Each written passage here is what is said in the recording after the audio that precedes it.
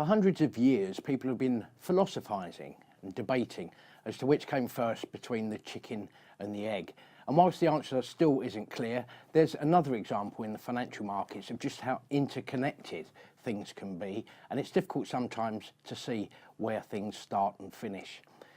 If we cast our minds back to December, the market was in a fairly parlous place. It was having a difficult end to the year, and it's a good example of that interconnectedness between the Federal Reserve, between the market, between business investment and consumer confidence, and also, of course, the economy.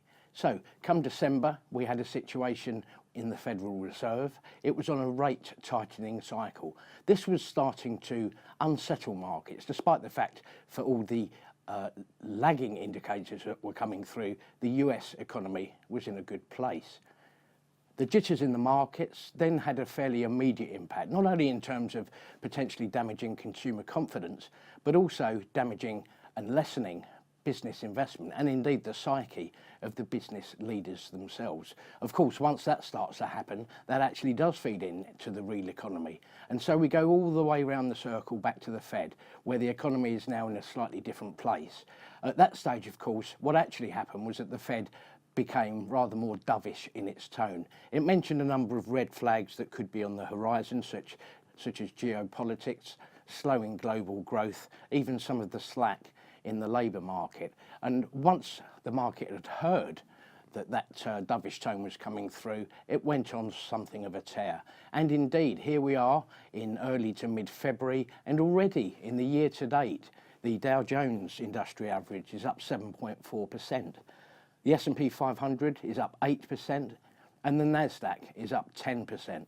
So no longer, for the moment anyway, have consumers or indeed business leaders got to worry about some bad times around the corner, because there are dangers, as we've seen before, that you can get to the situation where you talk yourself into recession.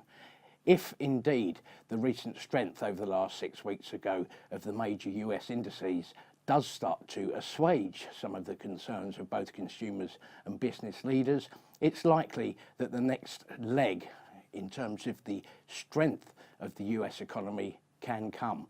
And of course, if that's the case, economic indicators will also continue to remain strong, which means that the bull market may yet have some way to go. This is a fair and fine balancing act at any given time. And at the moment, at least, it looks as though all of these interconnected factors are working well.